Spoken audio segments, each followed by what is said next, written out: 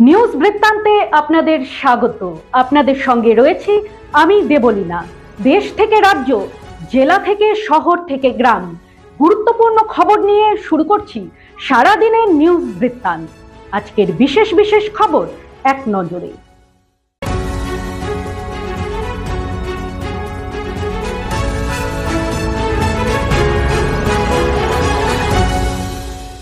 সারাদিনের নিউজ বৃত্তান্ত নিবেদন করছেন রিয়েল জুয়েলার্স, সোনা যা সর্বক্ষণে।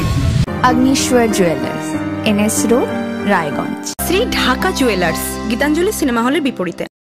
শুক্রবার শিখে উঠল চিকিৎসা পরিষেবা। এদিন রায়গঞ্জ মেডিকেলের জুনিয়র ডাক্তারদের আন্দোলনের জেরে সৃষ্টি হলো অচলাবস্থা।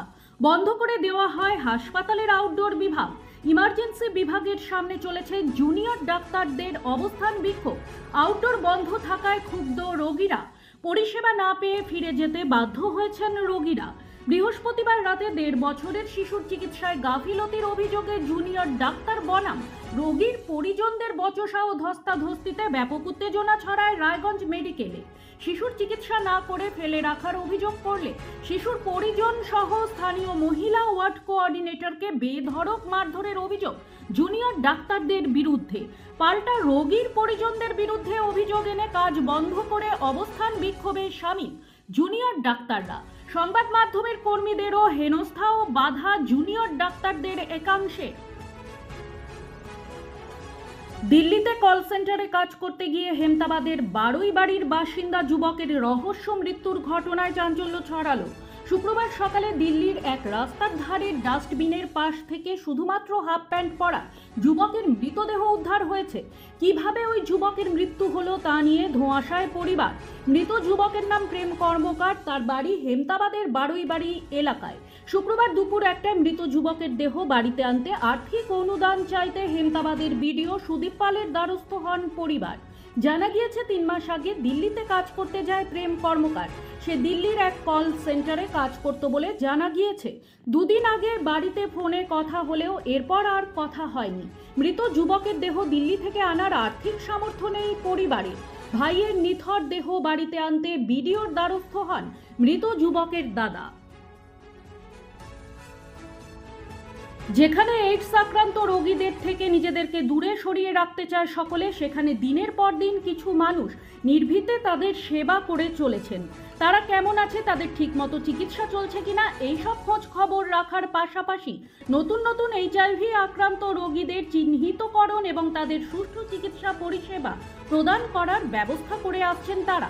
এইডস আক্রান্ত রোগীদের নিয়ে যারা তৃণমূল স্তর থেকে কাজ করে চলেছেন তাদের আজ সম্মানিত করা হলো সেন্ট জন অ্যাম্বুলেন্স অ্যাসোসিয়েশনের পক্ষ থেকে। লিঙ্ক ওয়ার্কার্স স্কিম দপ্তরের সভাকক্ষে গত আর্থিক বর্ষে যে সমস্ত সংগঠনের সদস্যরা এই আক্রান্ত রোগীদের নিয়ে বিভিন্ন রকম কাজ করে গিয়েছেন তাদের হাতেই আজ সংগঠনের পক্ষ থেকে কিছু সাম্মানিক এবং উপহার তুলে দেওয়া হয়, যাতে করে তারা উৎসাহিত হয়ে আগামী দিনে আরও ভালোভাবে এই কাজগুলি চালিয়ে যেতে পারেন। জগতে কত কি যে বিরল ঘটনা ঘটে। বুকের বাম পাশে হৃৎপিণ্ডের অবস্থান সকলের, কিন্তু কেউ কেউ তাকে ডান দিকেও ধারণ করে। শুধু হৃৎপিণ্ডই নয়, গল ব্লাডারও নিজের সঠিক জায়গা ছেড়ে বহাল তবিয়তে উল্টো দিকে। আর এই গল ব্লাডারে পাথর হওয়াতেই রোগিণী জানতে পারলেন তার শরীরের উলট পুরাণের কাহিনী। ইটাহারের গোড়াহাড়ি এলাকার বাসিন্দা প্রবেদা খাতুন পেটে প্রচণ্ড যন্ত্রণা নিয়ে ছেলেকে সাথে করে রায়গঞ্জে আসেন শল্য চিকিৎসক অরূপ দত্তের কাছে। এরপর অরূপবাবু তার শরীরের নানা পরীক্ষা করে দেখতে পান তার গল ব্লাডার রয়েছে শরীরের বাঁ দিকে এবং তাতে রয়েছে পাথর। এরপর বুকের পরীক্ষা করে দেখা যায় তার হৃৎপিণ্ড রয়েছে বাঁ দিকের বদলে ডান দিকে। যদিও পরে সফল অস্ত্রোপচারের মাধ্যমে ওই রোগীর গল ব্লাডার থেকে পাথর বের করতে সমর্থ হয়েছেন চিকিৎসক। গতকাল অর্থাৎ বৃহস্পতিবার রাত থেকে রণক্ষেত্র Raiganj medical college and hospital. বচসা, হাতাহাতি, দফায় দফায় বিক্ষোভ, কর্মবিরতি, এই সব কিছু নিয়ে উত্তাল মেডিকেল। শুক্রবার সকাল থেকে ইমার্জেন্সি চালু থাকলেও বন্ধ বহির্বিভাগ। সারাদিন ধরে চরম ভোগান্তি রোগী ও তার আত্মীয় পরিজনদের। হার্ট থেকে কিডনি সমস্যায় ডাক্তার দেখাতে আসা রোগী, এমনকি কেমো নিতে আসা ক্যান্সার পেশেন্ট সকলেই ফিরলেন খালি হাতে। প্রশ্ন একটাই, বারবার সরকারি স্বাস্থ্য ব্যবস্থার দিকে আঙুল উঠছে কেন? অভিযোগ পাল্টা অভিযোগ থাকতেই পারে, কিন্তু সারাদিন ধরে চিকিৎসা পরিষেবা বন্ধ সরকারি হাসপাতালে। রায়গঞ্জ ও তার পার্শ্ববর্তী অঞ্চলের আর্থিক অসঙ্গতি সম্পন্ন মানুষের এই হয়রানির দায় কে নেবে? সরকার, প্রশাসন নাকি? প্রতিদিনের প্রতি মুহূর্তের খবরের আপডেট পেতে চোখ রাখুন নিউজ বৃত্তান্তের ফেসবুক পেজে। সাবস্ক্রাইব করুন নিউজ বৃত্তান্ত ইউটিউব চ্যানেলকে।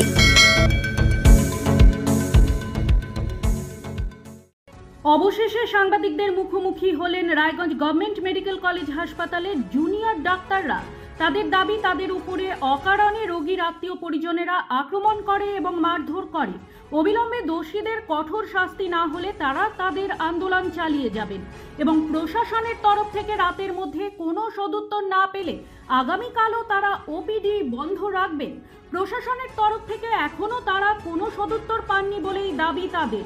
পাশাপাশি তারা নিরাপত্তাহীনতায় ভুগছেন বলে দাবি করে রায়গঞ্জ গভর্নমেন্ট মেডিকেল কলেজ ও হাসপাতালের জুনিয়র ডাক্তাররা। অবকাশের উদ্যোগে রায়গঞ্জে আয়োজিত হলো চিত্র কর্মশালা তথা প্রদর্শনী। 3 দিন ব্যাপী এই কর্মসূচির উদ্বোধন করা হয় শুক্রবার বিকেলে রায়গঞ্জের সুপারমার্কেটে অবস্থিত একটি ভবনে। খ্যাতনামা শিল্পীদের পাশাপাশি শিক্ষার্থীদের ছবিও প্রদর্শিত হয় এখানে। প্রায় 75টির মতো ছবি তথা শিল্পকর্ম তুলে ধরা হয় সকলের সামনে। রায়গঞ্জে এই প্রথম আর্ট এক্সিবিশন হওয়ায় একদিকে যেমন রায়গঞ্জ তথা পার্শ্ববর্তী এলাকায় শিল্পীদের শিল্পকর্ম তুলে ধরা হয় সকলের সামনে, অপরদিকে শিক্ষার্থীরা এই শিল্পকর্ম দেখে উৎসাহিত হবে বলে আশাবাদী উদ্যোক্তারা। শুধু রায়গঞ্জ নয়, কলকাতা তথা রাজ্যের বিভিন্ন প্রান্ত থেকে উপস্থিত ছিলেন শিল্পী তথা শিল্প অনুরাগীরা। সারাদিনের নিউজ বৃত্তান্ত আজ এই পর্যন্তই। সঙ্গে থাকুন, দেখতে থাকুন, চোখ রাখুন নিউজ বৃত্তান্তে। নিউজ বৃত্তান্ত, হলুদ নয়, স্বচ্ছ।